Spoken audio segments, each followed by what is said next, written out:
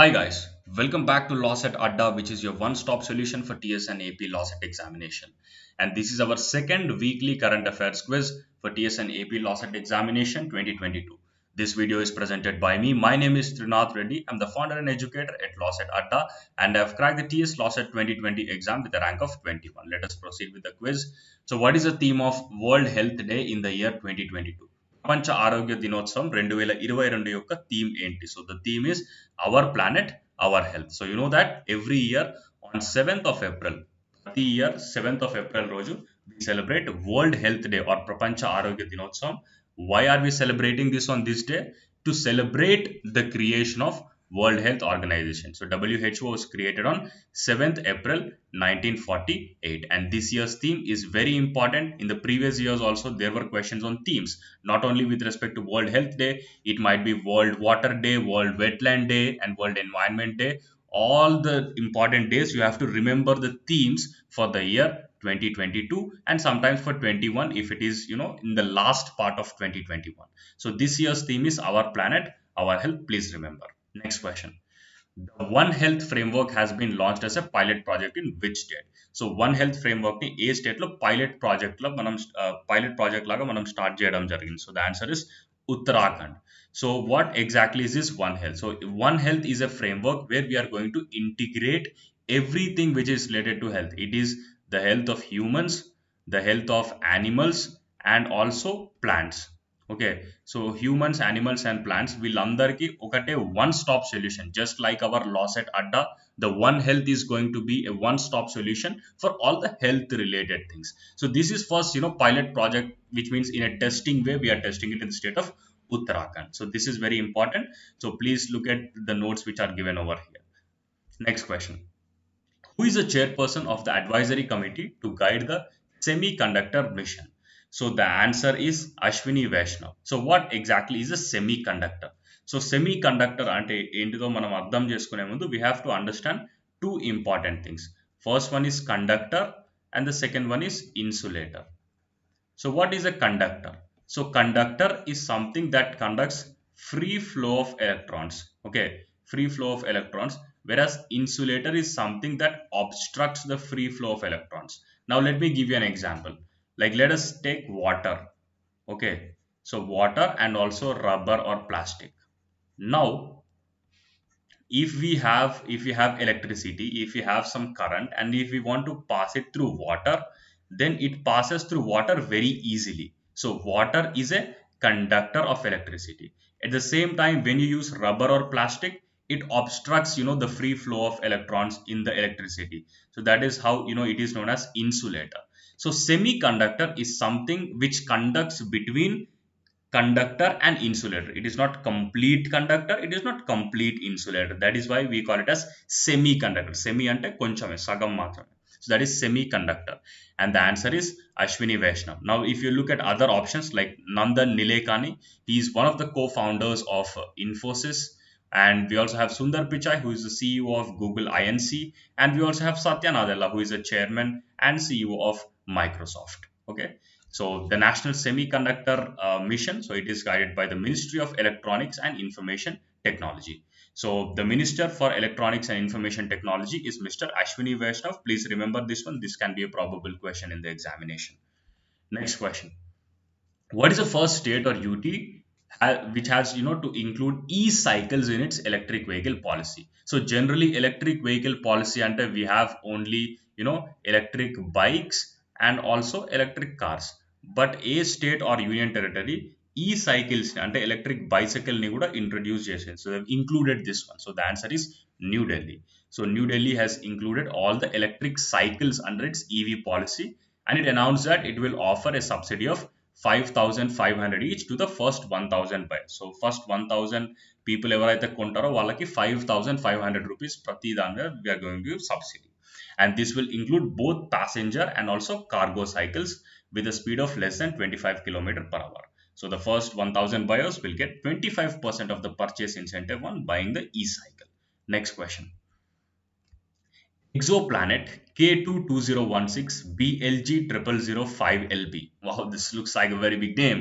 So which has been recently found is a near identical twin of Which planet? So the answer is Jupiter. So now let me break down this question for all of you. So just this code, you need not remember this one. Just you will be able to identify it in the examination if the question is asked. First, we have to understand what exactly is exoplanet. Okay, exoplanet is something which you have to understand. So generally, planets which are there in the solar system like Mercury, Venus, Earth, Mars, Jupiter, Saturn, Uranus, and Neptune, all of them orbit around the sun. So ఇది sun అయితే planets అన్ని sun చుట్టూ తిరుగుతాయి. So these are endoplanets, the general planets which are there in the solar system. Whereas exoplanets are those planets which orbit around other stars. So sun is a star, right? So sun laga there are various stars in the solar system, and ఈ various stars చుట్టూ తిరిగే planets ని we call them as exoplanet. So that is an exoplanet. So this is something, the identical twin, that is K22016, it is identical to Jupiter, and Jupiter planet ki similar ga undi. So you have to remember this particular. Okay, so this was this is located 17,000 light years from Earth, and this has been detected by a team of astrophysicists using data which is obtained from NASA's Kepler Space Telescope. Okay, so they have also used Albert Einstein's theory of relativity and a method known as gravitational microlensing to spot this particular object. So they can ask you the question, which method is used to find the exoplanet K22016? So the answer is microlensing method, gravitational microlensing method. Next question. As per the recent study of CEEW, don't worry if you don't understand what is that, I'll explain it. Which state has had the highest number of forest fire incidences in the last 2 years? So the answer is Mizoram. So according to a study which is released by the Council on Energy, Environment and Water, the frequency of intensity of forest fire have increased in the past 2 decades. And the Mizoram has the highest number of forest fires, which with which more than 95% of its districts are being forest fire hotspots, which means more than 95% of the districts in Mizoram, they are affected by forest fires. So please remember this one. So the highest number of forest fires are in Mizoram, and they can also ask you a question, what is CCEW? CCEW is Council on Energy, Environment and Water. Next, and a very important question, not so important, but you have to remember this one. You have to understand certain concepts from this question. What is the repo rate after Monetary Policy Committee meeting held in April 2022? So this is a very, you need not remember the number for April, but from this question, you have to understand what exactly is repo rate, what is monetary policy, what is reverse repo rate, and various other things. So I'm going to explain that to you. So currently, the repo rate is 4%. So first thing, let us understand what exactly is repo rate. So repo rate is the rate at which banks take money from RBI. So if bank wants some money, so banks can lend money from RBI. So for that they have to give some surety to RBI, and whenever RBI is giving, the interest rate is known as repo rate. And currently the interest rate at which RBI lends money is 4%.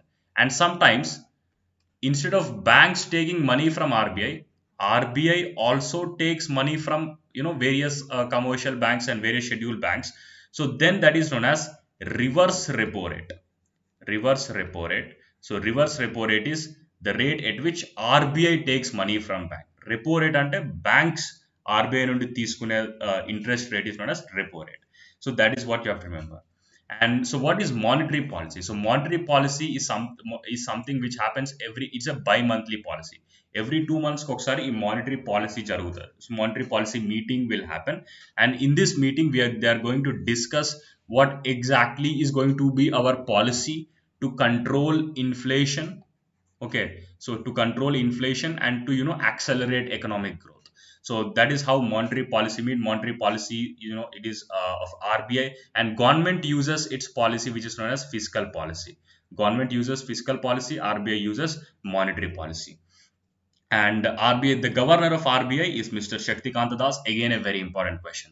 So he recently announced that MPC, that is Monetary Policy Committee, they voted for this one, and the reverse repo rate was 3.35%. That is, if RBI wants to take money from banks, it is 3.35%, and marginal standing facility. So let us understand what exactly is marginal standing facility. So marginal standing facility is something when, if banks don't have liquidity, bank దగ్గర డబ్బులు లేకపోతే, if bank wants to take it from RBI overnight. Okay, so generally in the repo rate, so repo rate లో overnight లో డబ్బులు రావు, but here in marginal standing facility overnight లో డబ్బులు, so you can take money from RBI, and that is what, for that the interest rate is 4.25%. So 4.25 interest rate, you can take, commercial banks can take money from RBI, and no sureties generally required. So this is for overnight. And then we also have uh, bank rate. So bank rate is also at 4.25%. So bank rate is also, the rate at which various scheduled commercial banks take money from RBI. And for this also, I think there is no security required. Okay, so this is, these are some certain important things, like you have to understand what exactly is repo rate and also reverse repo rate. In our GK classes, we are going to understand, various concepts related to economy also, which can be your probable questions in the LAWCET exam. Next, which milestone has been achieved by India's agricultural product export in the year 2021-2022? So the answer is one sorry $50 billion. So India's agriculture product export touched a new milestone by crossing $50 billion in the year 2020 to 2021 and 2022. So this is also the highest level which is achieved for agriculture products from India, and they have grown by 19.92%. Okay, so as per the data, this is very important. The highest ever exports have been achieved from rice, which is 9.65 billion, wheat, that is 2.19 billion, and sugar, that is 4.6 billion. Very important.